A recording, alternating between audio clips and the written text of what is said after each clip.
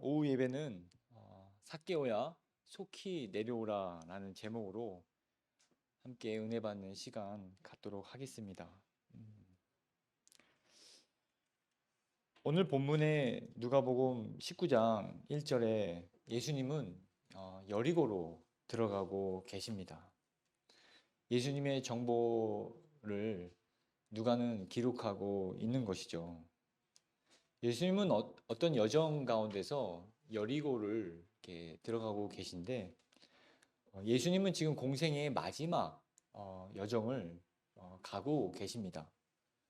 그러니까 예수님이 지금 최종 목적지는 예루살렘이신 거죠. 예루살렘에서 예수님은 이 땅에 오신 목적을 이루시기 위해서 그 도상에 여리고를 방문하신 것입니다. 누가복음을 자세히 보면 누가복음의 대부분이 예수님의 마지막 여정을 세세하게 기록하고 있다는 사실을 우리는 볼 수가 있습니다. 누가복음 9장 51절에 보면 예수께서 승천하실 기약이 차감해 예루살렘을 향하여 굳게 결심하고 라고 기록하고 있습니다. 예루살렘에 올라갈 것을 굳게 결심했는데 그 때가 바로 승천할 시기가 가까워졌기 때문이라고 고백하고 있습니다. 누가는 이 누가복음을 언제 기록했냐면 예수님이 이제 승천하시고 30년 후인 AD 62년에서 65년 경에 이 누가복음을 기록했습니다. 예수님이 승천하시고 나서 30여 년의 시간이 흐른 뒤에 누가는 정확하고 객관적인 그런 역사적인 그런 역사학적인 시점으로 누가복음을 기록했다라는 것이죠. 그래서 참 표현 하나하나가 굉장히 크고 세세하다는 것을 볼 수가 있습니다. 예수님이 죽으실 때가 가까웠다라는 표현이 굉장히 더 자연스러울 텐데 누가는 죽으실 그 때가 가까워졌다는 표현보다 승천하실 때가 가까워졌다라는 그런 더 거시적인 표현을 사용하고 있다는 것이죠. 좀 더 지나서 누가복음 17장 11절에는 예수께서 예루살렘으로 가실 때 사마리아와 갈릴리 사이로 지나가시다가 라는 표현을 씁니다. 예수님은 갈릴리 지역으로부터 시작해서 예루살렘 쪽으로 쭉 내려오고 계시다는 것이죠. 사마리아를 지나서 여리고로 들어가시는 길에 예수님은 머무르셨던 것입니다. 예수님의 행차에는 항상 사람들이 붐볐고 또 예수님은 그들에게 말씀을 전하고 그들의 병 고침을 통해서 그 사람들의 피로를 채우셨습니다. 여리고는 우리에게 익숙한 성의 이름이지 않습니까? 그 지역도 우리에게 굉장히 익숙한 그런 지역입니다. 여호수아와 이스라엘 군대가 일주일 동안에 몇 번이고 돌고 마지막 날에 함성을 외쳤더니 무너져 버린 그런 성.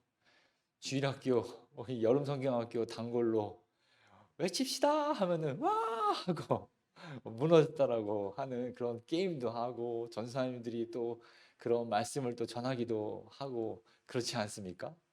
그 여리고, 그 여리고에 예수님이 방문하셨다는 것입니다. 자, 그러면 오늘 그 본문의 2절에서 4절 말씀을 같이 읽겠습니다. 누가복음 19장 2절에서 4절입니다. 시작. 삭개오라 이름하는 자가 있으니 세리장이요 또한 부자라.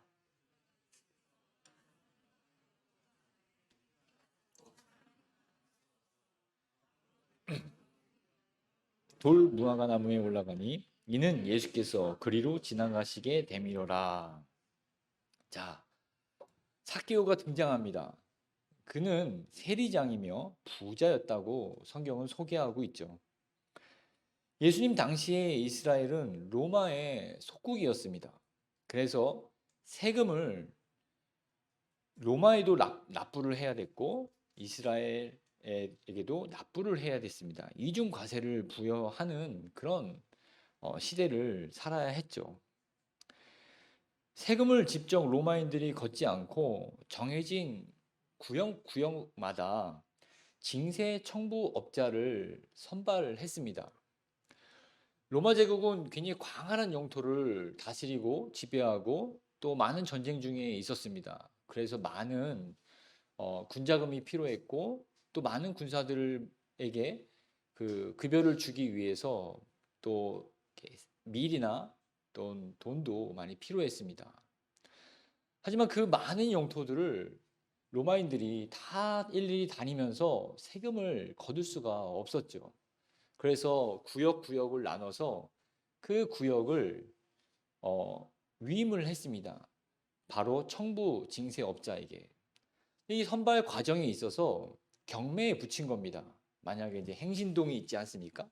자, 행신동에 세금을 거두실 분 계십니까? 하고 이제 1번, 2번, 3번, 4번 이렇게 오지 않습니까? 그럼 경매에 붙여요.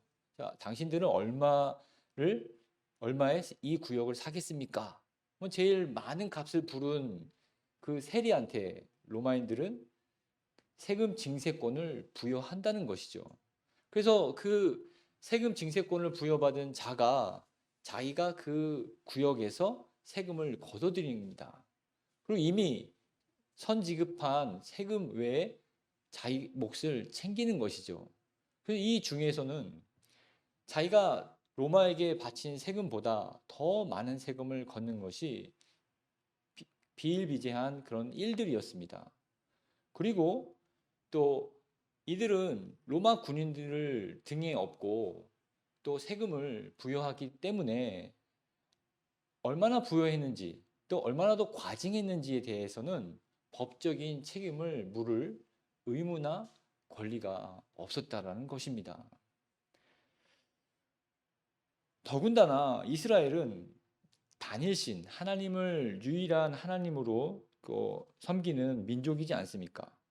그래서 이방신을 섬기는 나라에 세금을 내는 것을 우상을 섬기는 행위로 여겼던 터에 로마의 앞잡이 노릇을 하는 그런 세리들을 개나 창녀로 여겼던 그런 시대적 상황을 여러분들이 잘 이해하셨으면 좋겠습니다.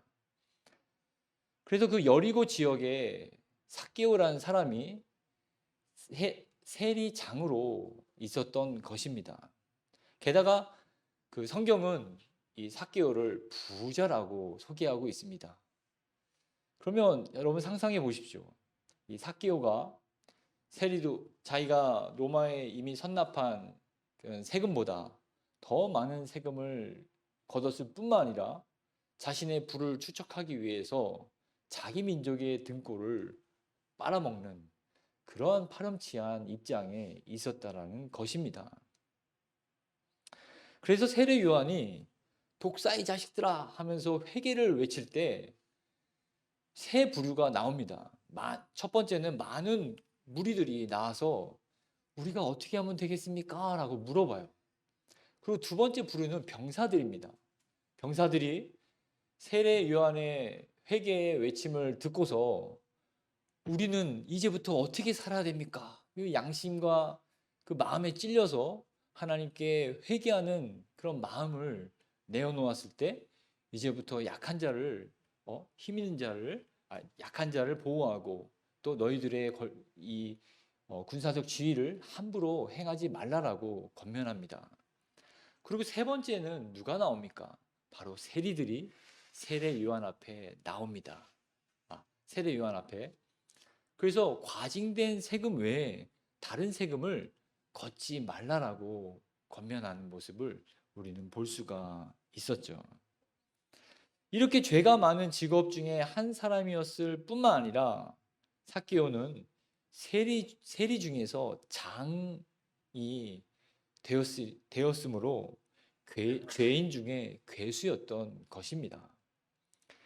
삭개오는 사회적으로 원활한 인간관계를 맺기가 매우 어려운 사회적 지위나 그 입장에 서 있었습니다. 더군다나 부자였다니 그가 한평생 살아오는 데 있어서 양심을 팔고 어떤 신앙 고백을 뒷전으로 저버리고 살아갔던 그런 모습은 우리가 안 봐도 성경 본문에서 말씀하고 계시다는 것입니다. 이러한 삭개오에게 한 가지 애로사항이 있었습니다. 누가복음 우리가 방금 읽었던 누가복음 19장 3절에 그가 예수께서 어떠한 사람인가 하여 보고자 하되 키가 작고 사람이 많아 할 수가 없어라고 이야기하고 있습니다. 삭개오는 키가 작았던 것입니다. 예수님 주변에 늘 사람들이 붐볐기 때문에 본인도 예수님이 자기 마을에 오신다는 이야기를 듣고 예수님을 보러 나갔지만 볼 수가 없었습니다. 키가 작았고 예수님을 가리는 많은 인파 때문에 직접 볼 수가 없었다는 것입니다. 보통 사람 같았으면 자기가 키가 작았기 때문에 죄송합니다, 실례합니다 하고 삐짓고 들어가서 예수님을 만나려고 하는 노력을 하지 않겠습니까? 그런데 삭개오는 그런 방법을 사용하지 않았습니다. 아마도 삭개오는 그렇게 자기 자신에게 길을 터주거나 양보할 사람이 없거나 자기 입에서 그런 말을 하기가 싫었던 입장에 있었을지도 모르겠습니다. 그래서 삭개오는 다른 방법을 사용했습니다. 4절에 보면 앞으로 달려가서 보기 위하여 돌 무화과 나무에 올라가니 이는 예수께서 그리로 지나가게 되밀어라. 예수님이 지금 저쪽에 계십니다. 그리고 내가 있는 쪽에서 지나갈 테고 그리고 저쪽으로 또 가겠지. 예수님의 행로를 미리 예측을 하고 가실 만한 곳에 갔다가 돌 무화과 나무 위로 올라간 것입니다. 삭개오는 다른 사람에게 죄송합니다라고 양해를 구하는 말을 못했기 때문에 그가 갖고 있는 그 키가 작다라는 핸디캡을 이런 방법으로 극복했던 것입니다. 돌 무화과 나무 위로 올라가는 방법은 삭개오에게는 이상한 방법이 아니었습니다. 보통 사람 같았으면 미리 그 위치에 그냥 서 있으면 되지 않았겠습니까? 그런데 이 삭개오는 돌 무화과 나무로 올라갔다는 것입니다. 삭개오는 이런 방법으로 항상 살아왔던 것입니다. 남들보다 먼저 앞서서 생각하고 남들이 생각하지 못한 블루오션을 찾아내서 자신이 선점하고 그 선점의 이점을 이용해서 자기 인생을 살았던 것입니다. 남들보다 우위의 위치에 앉아서 자기의 영향력을 보란듯이 행사하는 그런 삭개오, 그런 삶의 방법을 아주 단편적으로 보여주는 예라고 볼 수 있습니다. 뱀같이 지혜롭긴 하지만 비둘기처럼은 순결하지 못하고 오히려 뱀같이 완악하게 살아가는 그런 방법으로 살았던 사람이 바로 삭개오였던 것입니다. 아마도 그 삭개오의 그 세리 사무실에는 이러한 문구가 적혀 있지 않았을까라고 상상을 해봅니다. 현재를 분석하여 미래를 예측하고 경쟁자들보다 항상 우위를 선점하라. 마치 내가 다니는 회사나 또 내가 살아가는 세상 사람들이 살아가는 그런 슬로건을 자기 사무실에 붙여놓고 항상 다른 사람들보다 먼저 다른 사람들보다 위에 있기를 원하는 그런 삶의 지향점을 찾는 그런 사람이지 않았을까라는 생각을 해봅니다. 세상에 많은 사람들이 이런 삭개오가 살아가는 방법을 택하며 살아가고 있습니다. 보다 빠르게, 보다 멀리, 보다 높이. 세상도 이렇게 가르치고 또 이것이 지혜롭다고 여기면서 또 이렇게 살도록 종용하고 있습니다. 그러나 오늘 이 시간에는 이러한 삭개오가 살고 있는 지역에 찾아오신 예수님을 왜 보고 싶었을까요? 삭개오는 왜 예수님을 보고자 했냐라는 것을 한번 짚어보고 넘어가고 싶습니다. 누가는 친절하게도 삭개오가 왜 예수님을 만나려고 하는지 그 답을 오늘 본문에서 소개하고 있습니다.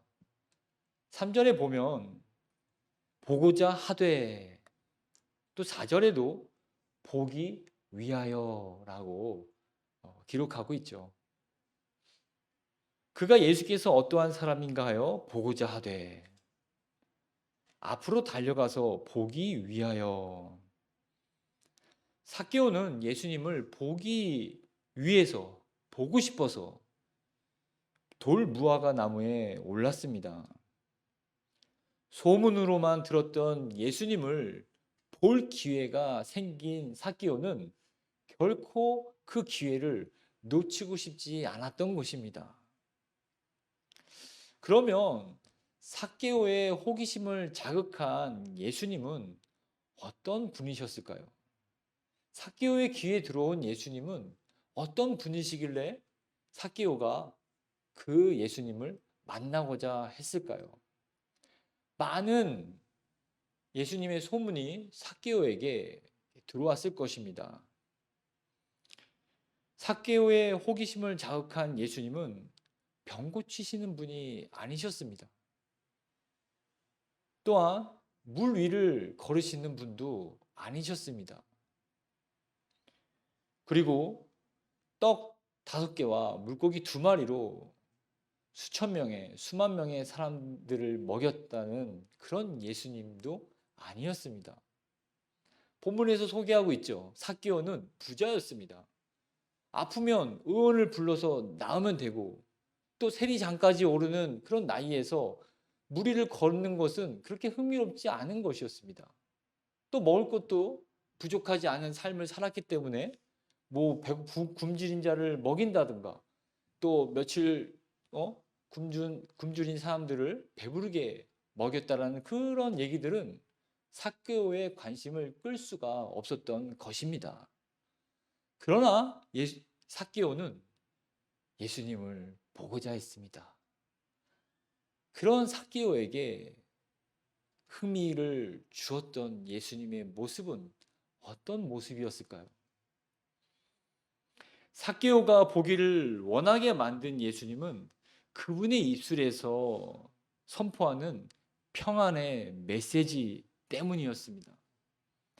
예수님은 다니시는 곳마다 평안을 선포하셨습니다. 요한복음 14장 27절에 평안을 너희에게 끼치노니 곧 나의 평안을 너희에게 주노라. 내가 너희에게 주는 것은 세상이 주는 것과 같지 아니하니라. 너희는 마음에 근심하지도 말고 두려워하지도 말라. 또 요한복음 16장 33절에 이것을 너희에게 이르는 것은 너희로 내 안에 평안을 누리게 하려 함이라. 세상에서는 너희가 환난을 당하나 담대하라. 내가 세상을 이기었노라. 라고 하는 평안의 메시지. 삭개오는 키가 작다고 어렸을 때부터 무시를 당했습니다. 그래서 그런 무시를 당하지 않으려고 남들보다 더 높은 지위에 오르고 남들이 갖지 못한 부와 재산을 쌓았지만 그의 영혼과 마음의 공허함은 그런 자기가 갖고 있는 재물로 채울 수가 없었습니다. 평안과 안식이 있을 줄 알고 올랐던 돌 무화과 나무에서 바라본 자기 자신에게는 고독과 외로움과 후회뿐이었습니다. 세리를 개나 창녀로 여기는 그런 문화 속에서 항상 양심을 팔며 살아가는 그 위치가 어떻게 평안을 누리며 또 행복을 추구하며 즐거움을 맛볼 수 있었겠습니까? 자기도 이런 삶을 원하지 않았습니다. 그저 나도 좀 더 무시받지 않고 또 남들처럼 그렇게 경제적 자유를 얻기 위해서 조금만 좀 신앙을 버리고 살았을 뿐인데 그 결과가 내가 생각하지 못한 그런 비참한 그 위치에 있었던 삭개오는 어디서 구할 수 없는 그런 평안을 항상 갈망하고 있었던 것이었습니다. 자기의 재물 창고에는 많은 재물이 쌓아져 갔지만 늘 그 영혼은 반비례로 공허와 갈증으로 허덕이고 있었던 것입니다. 계속 가자니 속은 점점 썩어 들어가고 공허함은 더해가며 또 그만두자니 자기만 믿고 따라오는 세리들과 또 자신의 식솔들 때문에 그만둘 수 없는, 멈출 수 없는 그런 계륵 같은 위치가 바로 세리장이었던 것입니다. 그런데 그때 예수님의 소식을 들었습니다. 그 입술에서 평안을 선포하시며 그분으로 인해서 평안을 누리게 된 사람들의 소문을 들었습니다. 삭개오 자신이 그토록 찾았던 평안을 아무 조건 없이 선포하시며 또 나누어 주시고 계신 예수님, 그분을 삭개오는 보고자 했던 것입니다. 드디어 예수님을 본 삭개오는 어떻게 되었습니까? 오늘 본문 5절과 6절입니다. 우리 다 같이 한 목소리로 읽겠습니다. 시작. 예수께서 그곳에 이르사 쳐다보시고 이르시되 삭개오야 속히 내려오라. 내가 오늘 내 집에 유하여야 하겠다 하시니 급히 내려와 즐거워하며 영접하거늘. 예수님이 마치 삭개오가 예상했던 대로 또 본인이 올라가 있던 돌 무화과 나무 밑을 지나가고 계셨습니다. 근데 갑자기 예수님이 그 위를 쳐다보시면서 삭개오야 속히 내려오라 라고 말씀하신 것입니다. 삭개오야 지금까지는 너가 내 안에서 내 목소리를 듣고 항상 올라가는 삶을 살았지만 이제는 나와 함께 걷는 인생을 살자꾸나. 그러기 위해서는 내려와야 했었습니다. 그 내려오는 삶, 한 번도 내려가는 생각을 하지 않았던 삭개오였습니다. 그러나 예수님은 자기 자신이 먼저 예수님 삭개오에게 손을 뻗어 내려오라고 우리에게 말씀하고 계신 것입니다. 삭개오는 지금까지 육신이 말하는 음성, 계속 올라가야 된다, 멈추지 말아야 된다, 가만히 있는 것은 도태되는 것이고 후퇴하는 것이다 라는 그런 삶을 살았습니다. 자신의 육신이 말하는 삶으로 힘껏 순종하며 살았던 삭개오, 이런 삶을 로마서에서는 이렇게 이야기하고 있습니다. 로마서 8장 5절에 육신을 따르는 자는 육신의 일을, 영을 따르는 자는 영의 일을 생각하나니 육신의 생각은 사망이요 영의 생각은 생명과 평안이니라. 말씀을 듣고 내려와서 주님과 함께하는, 그분과 동행하는 삶을 사는 인생으로 초대된 것입니다.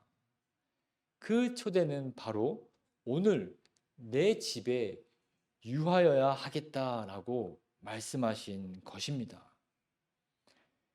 예수님의 초대에 삭개오는 급히 내려와서 즐거워하며 예수님을 영접합니다. 이 삭개오의 즐거움은 얼마나 큰 즐거움이었겠습니까? 예수님의 시선이 삭개오를 향하자 모든 사람도 예수님이 보시는 돌 무화과 나무를 봤을 것입니다. 그냥 보지 않고 지나갔으면 그 위에 삭개오가 있었는지 없었는지 모르고 아무 일도 일어나지 않고 그냥 삭개오는 예수님을 보고 만족하며 하루가 지나갔을 것입니다. 그러나 모든 사람이 다 돌 무화과 나무에 매달려 있는 삭개오를 보았습니다. 여러분, 자신의 그 키 작은 핸디캡을 극복하고자 올라갔던 그 삭개오의 모습이 적나라하게 다 드러나는 그 순간 삭개오는 얼마나 창피했겠습니까? 야, 봐라! 저기 키 작은 난쟁이 삭개오가 올라가 있다 하면서 키득키득 웃고 조롱하며 떠들지 않았겠습니까? 그런데 삭개오는 내려오면서 오히려 전혀 부끄러워하지 않고 즐거워하며 예수님을 영접했다고 성경은 이야기하고 있습니다. 여러분, 우리의 신앙은 바로 이러한 즐거움에 초청을 받는 것입니다. 신앙생활을 할 때 우리는 조금 면스러운 일이 있으면 꺼려하거나 자존심을 세우거나 아니면 나의 어떤 나이나 경험이나 위치를 먼저 생각해서 먼저 내가 헌신할까 말까 그런 재는 모습을 보이지 않지 않습니까? 그런 마음, 그런 모습들 예수님의 초청을 한번 생각해 보십시오. 그분이 우리를 부르고 계시다는 것입니다. 조금 바쁘다고, 조금은 내가 지금 때가 아니라고 미룰 수 있는 초청이 아니라는 것입니다. 하나님의 괴가 다윗의 성에 들어올 때 다윗은 자기 바지가 벗겨진지도 모르고 즐거워하며 춤추며 여호와 이름을 불렀습니다. 하나님이 주시는 그 평안은 세상이 주는 그런 솜사탕 같은 평안이 아닙니다. 우리의 영혼에 영원히 인쳐 주셔서 사라지거나 결코 닳지 않는 그런 평안을 우리에게 주시고자 하는 것입니다. 어떠한 유명 가수가 지금은 이제 죽고 이제 이 세상에 없는 가수가 예전에 인터뷰하는 영상을 그의 어떤 추모 영상으로 올려놓은 게 있더라고요. 그 가수가 하는 말 중에서 가요 프로그램에서 1위를 하면 2주가 기쁘고 또 연말에 가요대상에서 대상을 타면 3주가 기쁘다고 합니다. 그 영광이나 그 감격은 오래 갈 것 같지만 그가 하는 말을 들으면서 생각보다 그렇게 오래 가지 않구나라는 것을 볼 수가 있습니다. 우리도 그렇죠. 저도 이렇게 캠퍼스 대학교에서 오랜 시간 있었습니다. 이 신입생 때 3월 달에 합격을 자기가 원하던 대학에 왔으니까 굉장히 즐거워합니다. 근데 딱 한 달 반 있다가 중간고사 보기 시작하면 표정이 다 바뀌고 내가 왜 여기에 왔을까? 나는 어디일까? 왜 여기 왔을까? 하는 그런 마음으로 그런 합격의 감격은 온데간데 없이 그렇게 고난 속에 행진하는 그런 모습을 봅니다. 세상이 주는 것은 우리의 참 평안이 될 수가 없다는 말씀이죠. 예수님으로 말미암은 기쁨이 내 삶을 지배하는 것이 참된 믿음이자 또 바른 신앙 생활입니다. 예수 그리스도로 말미암은 평안이 가장 큰 가치로 그 인생에서 자리매김하게 되는 것이 진짜 믿음이라는 것입니다. 그래서 삭개오의 입에서 이러한 신앙 고백이 나옵니다. 누가복음 19장 8절에 삭개오가 서서 주께 여짜오되 주여 보시옵소서 내 소유의 절반을 가난한 자에게 주겠사오며 만일 누구의 것을 속여 빼앗은 일이 있으면 내 갑절이나 갚겠나이다. 먼저 자기 재산의 절반을 가난한 자들에게 나누어 주겠다고 합니다. 그리고 속여 빼앗은 일이 있으면 4배의 보상으로 그들에게 갚아주겠다고 고백을 합니다. 삭개오의 이 고백은 우리에게 무엇을 말해주고 있습니까? 예수 믿으면 개털된다. 아니죠. 그리스도를 나의 주님과 구세주로 믿는 원리를 삭개오의 고백에서 우리는 찾아볼 수가 있는 것입니다. 그 원리는 바로 비움의 원리입니다.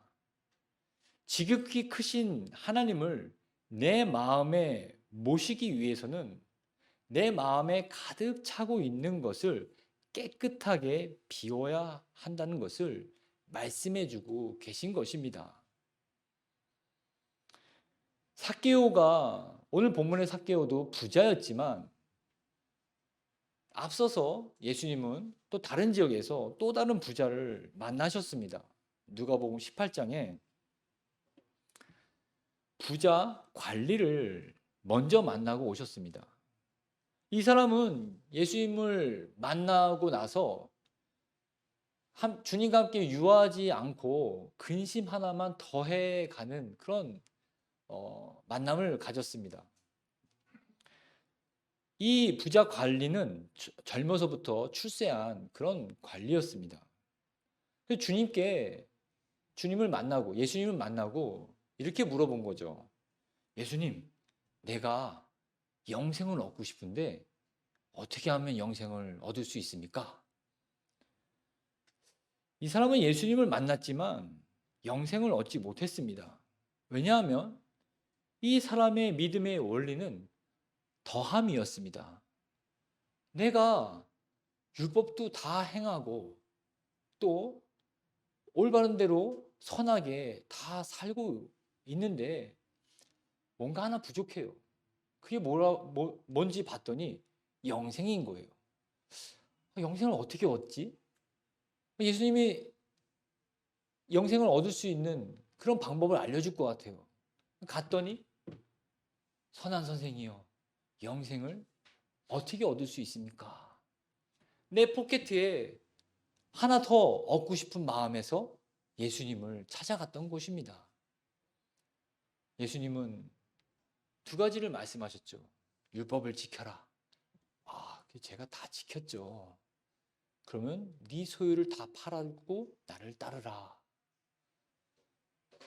근심하고 돌아가는, 오히려 영생을 더하기보다 근심 하나를 더 더해서 자기 집으로 돌아간 사람이 바로 부자 관리입니다. 우리의 신앙의 원리는 더하는 게 아니라 비우는 겁니다. 이 원리를 모르고 신앙생활을 하게 되면 자꾸만 자기에게 더하려는 태도로 신앙생활이 이렇게 엉켜지게 돼요. 이런 사람은 영생을 얻지 못할 뿐만 아니라 어디서든지 트러블 메이커로 말썽만 일으킵니다. 교회에서도 직분이 더해져야 하고 또 나의 헌신에 인정이 더해져야 하고 또 오래 다닌 만큼 나의 영향력도 더해져야 나는 좋은 믿음이라고 생각하는 그런 믿음의 성격을 가지고 있다는 것입니다. 교회에서 뿐이겠습니까? 직장에서도 마찬가지죠. 벌이가 더해져야 하고 더 높은 직위가 내게 생겨야 되고 또 명성과 또 명예는 더해져야 내가 나로서 존재 가치를 인정하는 것입니다.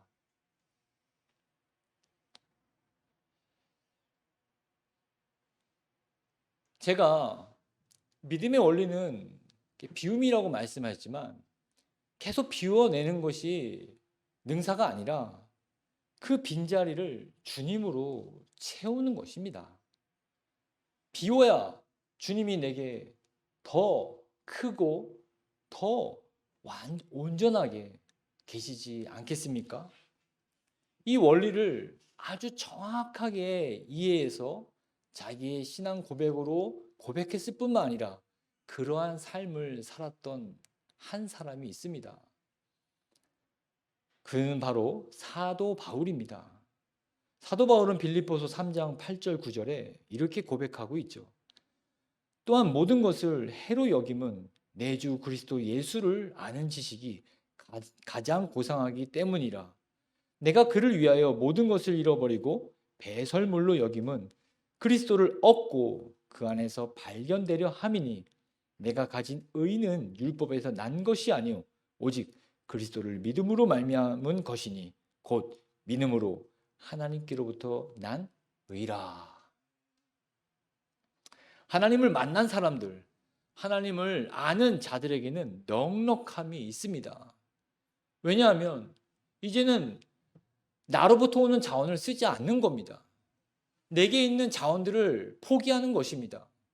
그러나 더 놀라운 능력, 더 깊은 지혜, 그것의 자원의 원천이신 하나님으로부터 오는 그 힘으로 살아가는 것입니다. 시편 121편 1, 2절에 내가 산을 향하여 눈을 들리라. 나의 도움이 어디서 올까? 나의 도움은 천지를 지으신 여호와에게서로다. 내가 나를 비울수록 여호와의 도우심은 점점 더 커져갑니다. 그 커져가는 도움으로 말미암아 내 주변의 사람들을 경쟁자가 아닌 파트너로, 또한 전도자로서, 전도 대상으로, 사랑을 베풀 대상으로 여기게 된다는 것입니다. 제가 여러분 앞에 이렇게 말씀을 전하고 있지만 저는 주보에 나와 있듯이 은혜와 진리교회 담임 목사입니다. 개척한 지 이제 5년 차가 되었죠. 5년이 지났지만 저희 교회는 저희 가족들만 예배를 드리고 있습니다. 작년에 어떤 책이 나왔더라고요. 개척 5년 차. 저도 그거를 잠깐 보면서 좀 이렇게 좀 너무 멀리 있는 이야기로 들렸습니다. 왜냐하면 제가 있는 교회, 제가 담임하고 있는 교회는 그런 어떤 게 확장되는, 뭐 성도가 오는 그런 기미가 전혀 보이지 않고 있었으니까요. 제가 이렇게 목회를 하고자 또 가정에서 또 개척을 한 건 아닙니다. 그러나 하나님이 지금까지 이렇게 인도를 해 주신 거죠. 그럼 저는 어떤 시간을 보냈을까요? 내게 있는 소망을 버리는 시간, 내가 가지고 있는 그런 어떤 이렇게 기술이나 노하우나 지식이나 이것을 버리는 시간으로 하나님은 사용하셨던 것입니다. 그래서 저는 하나도 이 시간이 막 조급하거나 또 남들이 이렇게 교회가 잘 되는 뭐 그런 모습을 보면서 전혀 부럽지가 않아요. 왜? 하나님은 지금 내가 목회하고 있는 이 상황에서 역사하시는 것이 아니라 바로 제 안에서 역사하고 계시다는 것을 매일매일 느끼고 있기 때문에 전혀 부럽지가 않다라는 것입니다. 여러분, 하나님이 계시기를 원하시는 곳, 하나님이 정말로 역사하기를 원하시는 곳은 여러분 주변이 아니라, 여러분 상황을 바꾸시는 것이 아니라 바로 여러분 안에서 여러분을 변화시키고자 하시는 것이 주님의 진정한 뜻입니다. 그렇기 때문에 우리가 주님 앞에 마음을 열고 주님께 나아가는 순전한 마음으로 주님께 나아가는 태도를 매일매일 드려야 할 줄을 믿습니다. 삭개오는 이러한 마음을 연 것입니다. 그렇기 때문에 주님은 그 삭개오의 집에 머무를 수가 있었던 것입니다. 삭개오의 신앙은 우리에게 더 깊은 의미를 말씀해 주고 있습니다. 주님을 만날 때 이런 고백 다 하지 않습니까? 주님, 내게 이것을 해 주시면 나는 또 이렇게 드리겠습니다. 근데 삭개오는 한번 생각해 보십시오. 주님을 만날 때, 주님을 만나고 나서 자기의 재산을 절반을 나눠주고 자기가 이렇게 속여 빼앗은 것의 4배를 갚겠다고 했습니다. 얼마나 삭개오가 부당한 세금을 거뒀는지 잘 모르겠습니다. 그러나 이제는 그것을 단회적으로만 끝내는 게 아니라 계속 그러한 삶을 지향해야 된다는 것입니다. 내가 내 수입의 절반은 가난한 자들에게 나눠주고 또 속여 빼앗지 않기 위해서 자기 자신을 경계하는 또 그런 문화가 만연된 세리들을 또 교화시키는 그런 일들을 해야 된다는 말씀인 것이죠. 삭개오가 세리들을 불러서 매일 아침 회의를 합니다. 어느 지역 이렇게 거둔 돈들을 이렇게 카운트하지 않겠습니까? 근데 목표치보다 좀 낮아요. 그러면 어떤 마음이 들겠습니까? 옛날 썼던 방법, 그것을 다시 꺼내서 그 목표를 채우려고 하는 유혹이 들지 않겠습니까? 하지만 삭개오는 매일매일 이러한 자기 안에서의 전쟁을 치르면서 자기가 주님께 했던 그 고백을 매일매일 꺼내지 않으면 살아갈 수 없는 그런 인생의 길을 선택했던 것입니다. 마치 우리의 삶과 같지 않습니까? 우리가 그리스도를 알고 의인인 동시에 죄인으로 살 때 얼마나 많은 죄의 유혹에 부딪힙니까? 옛 자아가 우리를 매일 부르고 있습니다. 야, 좀 넓은 길로 가. 야, 좀 편하게 살아. 야, 티 안 나. 아, 또 주일날 가서 또 이렇게 힘있게 기도하면 돼.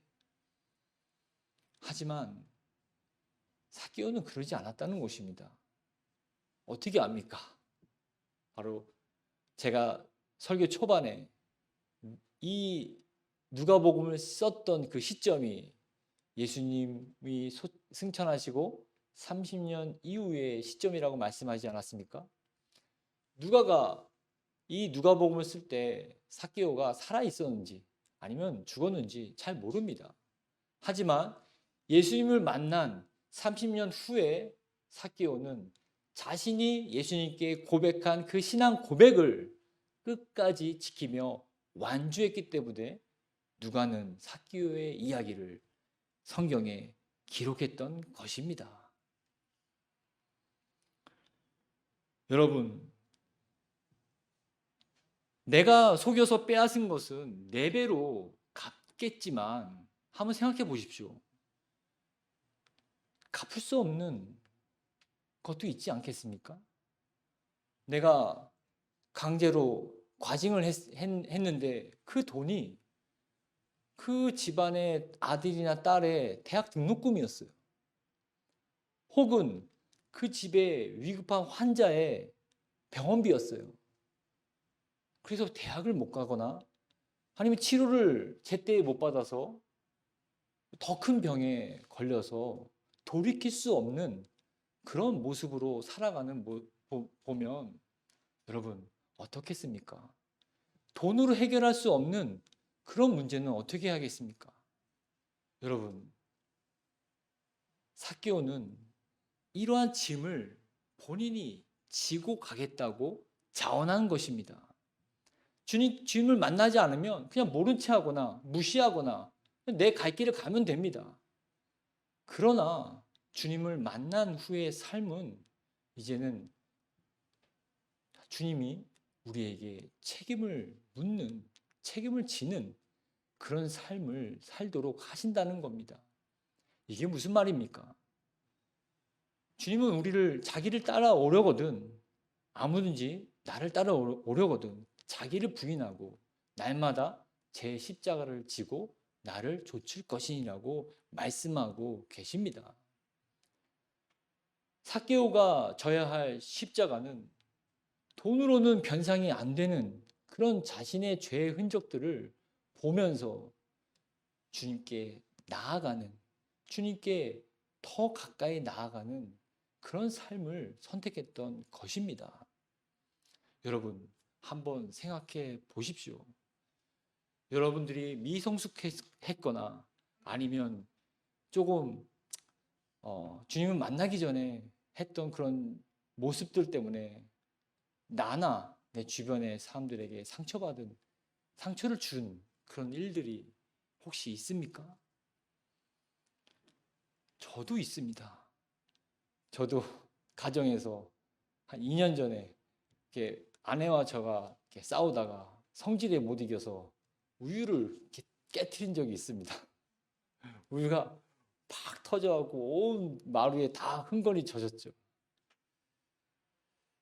지금도 저희 아이들이 집에 우유가 떨어지면 아빠가 그때 우유 던져갖고 우리 집에 우유가 없는 거잖아요. 그래요. 작은 예입니다.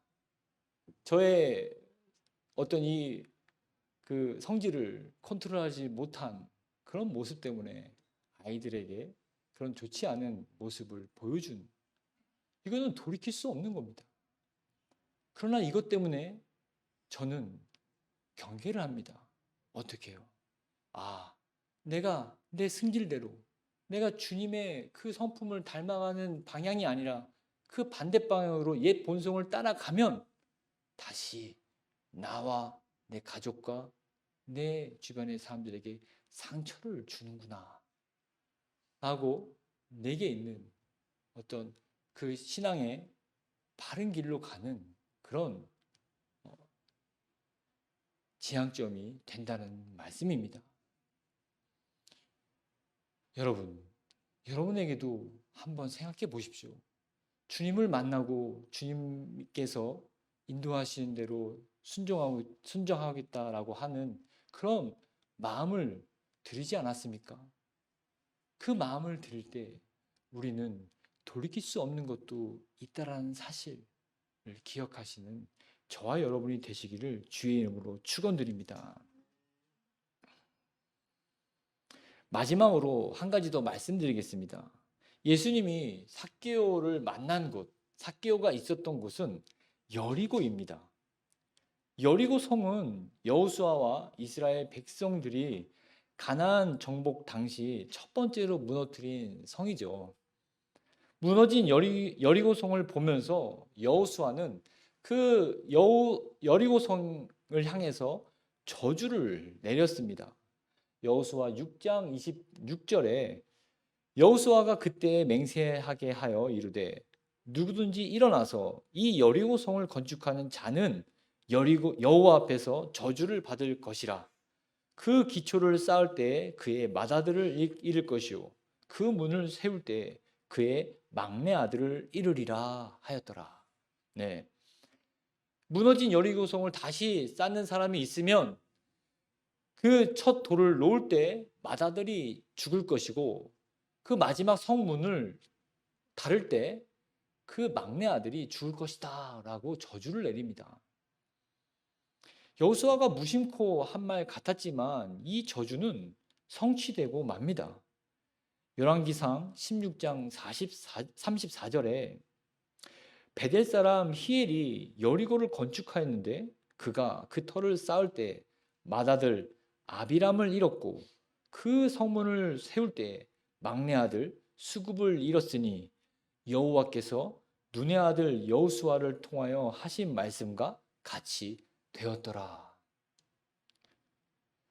이후로 여리고는 이스라엘 백성들에게 저주의 땅으로 불려지게 되었습니다. 아무도 살고 싶지 않은 땅, 그리고 가고 싶지 않은 땅, 또 보고 싶지도 않은 땅이 바로 여리고였다라는 말씀입니다. 이 저주의 땅에 예수님이 오셨습니다. 예수님이 오시자 막 저주가 풀리고 하나님의 축복이 막 내려진 것이 아니었습니다. 복음으로 말미암아 변화된 이 삭개오가 여리고 지역에서 이제는 과징을 하지 않고 정해진 세금만 바르게 거둘 뿐 아니라 자기 수입의 절반을 가난한 자들에게 나눠주는 삶을 살게 되었을 때 이 저주의 땅은 축복의 땅으로 변화된 것입니다. 여러분, 우리가 신앙생활을 할 때 뭐 예수님의 목걸이를 이렇게 목에 걸거나 내가 영업하는 영업장에 그 처음은 미약했지만 나중은 창대하리라 뭐 그런 액자나 족자들을 건다고 해서 내가 거룩해지거나 그 가게가 뭐 영업이 잘 되거나 그런 게 아닙니다. 삭개오 한 사람으로 말미암아 저주의 땅이 그 축복의 땅으로 변화되고 그 세금으로 인해서 많은 스트레스를 받은 사람들이 여리고 그 세리장 삭개오는 정직하게 세금을 걷는데 그래? 그뿐만 아니야. 자기의 수입을 가난한 자들에게도 나눠준대 하면서 한 사람 두 사람씩 여리고 땅을 찾아오지 않았겠습니까? 그러면서 그 저주의 땅이 그리스도의 마음을 품은 한 사람 때문에 변화되는 것입니다.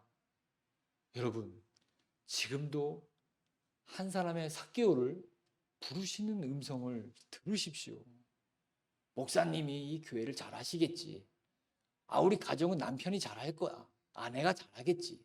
자식들 잘 되면 집도 잘 되는 거 아니야? 아닙니다.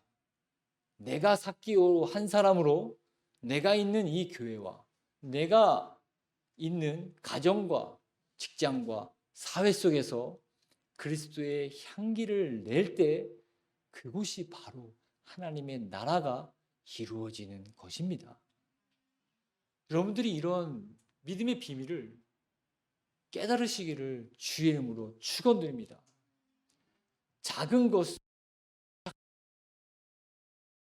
놀라운 일들을 단번에 끝내고 어깨를 으쓱하려고 하지 마십시오. 겸손하게 주님 앞에 종이 여기 있나이다. 나를 써 주시옵소서 라는 고백으로 잠잠히 내려오는 삶, 더 내려가는 삶, 그 삶을 사시는 올고든 교회 모든 성도들 되시기를 주의 이름으로 축원드립니다.